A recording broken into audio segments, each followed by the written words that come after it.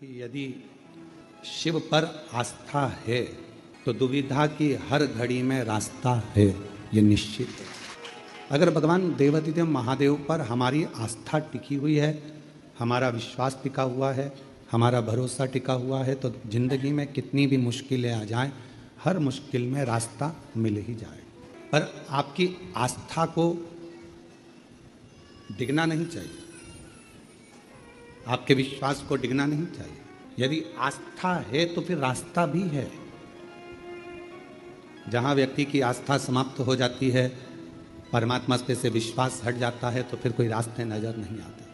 थोड़ा दुख ज़्यादा आ गया, हमने भगवान को छोड़ दिया। थोड़ी तकलीफें आ गई तो हमने भगवान को छोड़ दिया। एक पति मिले, उनसे पूछा कि तुम भगवान को क्यों नहीं भजते, तो कहा मेरी धर्म पत्नी शांत हो गई इसलिए मैंने परमात्मा को छोड़ दिया। एक आया है और एक को जाना है। ये श्वासें जितने दिन हमको मिली है, आपको मिली है, इन श्वासों के बल पर ये शरीर जो चल रहा है, ये जितने दिन आप अच्छा कर सकते हो और अपनी ज़िंदगी को अच्छा बना सकते हो बनाओ, फिर ये श्वास का कोई भरोसा नहीं। विश्वास और आस्था के बल पर ही परमात्मा रास्ता देता है। मेरी धर्म पत्नी चली गई, मैंने भगवान को उठाकर रख दिया, अब मैं भगवान को कभी नहीं पूछूंगा। हमने पूछा भगवान ने तेरा क्या बिगाड़ा कि मेरी पत्नी चली गई? तो हमने पूछा भगवान आए थे लेने के लिए? तो लेके तो वही गए हैं। नारद का संवाद श्रीमद् भागवत में लिखा हुआ है, देवऋषि नारद का संवाद, उसको पढ़िएगा। नारद जी ने भगवान विष्णु जी से जाकर प्रश्न किया कि ध्रुव जी की उम्र 4 वर्ष की है, प्रहलाद जी की उम्र 5 वर्ष की है, और मेरी उम्र कई हजार वर्ष की हो गई और मैं तप कर कर कर मर भगवत भजन करता करता मेरी जिंदगी पूरी की पूरी ऐसी निकल गई, मरण सैया तक पहुंच गया, पर भगवान ना मिलता। और वो 4 वर्ष के ध्रुव को 5 वर्ष के प्रहलाद को भगवान मिल जाता। मैंने इतने सालों तपस्या करी और मुझे परमात्मा नहीं मिला। श्रीमद् भागवत का ये संवाद देवऋषि नारद का कथा है। भगवान नारायण से प्रश्न किया कि मैंने इतना तप किया और परमात्मा नहीं मिला, और वो ध्रुव जी को 4 वर्ष में, प्रहलाद को 5 वर्ष में भगवान का दर्शन हो गया। कैसे, क्यों? तब कहा भगवान नारायण ने कि ध्रुव जी का ये जो जन्म है, जो 4 वर्ष में दर्शन मिला है, ध्रुव जी ने पूर्व में ना जाने कितने जन्म निकाल दिए, तब ये 4थी वर्ष में जन्म मिला। यहां तुम्हारी उम्र नहीं देखी जाती परमात्मा के पास में। परमात्मा के करीब में तुम्हारी उम्र कोई नहीं देखेगा। परमात्मा तो केवल ये देखेगा कि पूर्व में कितनी श्वास हो चुकी थी, कितनी श्वास तक तूने भजन किया, कितनी श्वास तक तूने भगवत स्मरण किया, कितनी श्वास तक तूने मंत्र जाप किया, कितनी श्वास तक तूने भगवत नाम लिया, कितनी श्वास तक तू स्मरण करता रहा। उन श्वासों के बल पर तेरा काउंट करा जाएगा और फिर उस काउंट में तेरे को दर्शन मिल जाएगा। अब वो भाई बोला कि मेरी पत्नी मर गई तो मैंने भगवान को छोड़ दिया।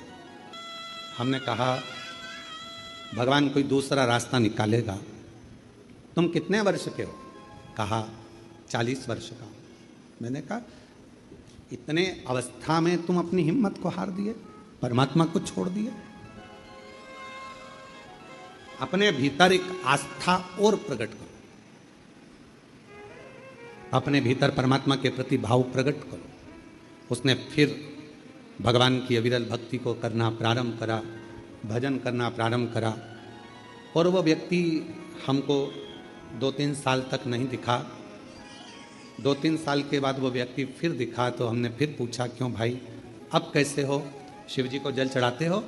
हाँ, मैं भी चढ़ाता हूँ और मेरी पत्नी भी चढ़ाती है। मंदिर जाते हो? हाँ, मैं भी जाता हूँ, मेरी पत्नी भी जाती है, और मेरा एक छोटा सा बच्चा है 1 साल का, वो भी मंदिर जाता है। हमने कहा 3 साल पहले तुम भगवान पर ब्लेम कर रहे थे कि भगवान की पूजन नहीं करूँगा, अर्चना नहीं करूँगा, अब तो कहा वो 1 लोटे जल ने कमाल कर दिया, मेरा पूरा परिवार वापस मुझे लौटा दिया। और पूरा आस्था है शिव पर, तो दुनिया के सारे दुख में एक रास्ता शिव तुम्हारे लिए अलग से खोल दे। यदि शंकर भगवान पर यदि आस्था है तो शिव रास्ता खोलेगा। ये दोनों हमारे भोपाल वाले भाई और बहन बैठे हुए हैं, दोनों खड़े हो जरा। ये दोनों पति पत्नी आज से नहीं, बाबा के धाम से कई सालों से जुड़े हुए। जिस समय पर बाबा के धाम में कुछ भी नहीं था, केवल कंकर ही कंकर था और बाबा ही बाबा थे, और पेड़ ही पेड़ थे उस समय पर से ये लोग जुड़े हुए हैं। पहले आए थे जब कुछ और बाबा के धाम में आकर जब बाबा की पूजन अर्चना करना प्रारंभ करी, ऐसा कोई महीना नहीं जाता होगा शायद कि आप लोग नहीं आते होंगे। और मैं तो नाम भी नहीं जानता, केवल स्वरूप से पहचानता। मैं केवल इनको स्वरूप से जानता हूँ कि ये हर महीने 1.5 महीने में बाबा के धाम आते रहते हैं।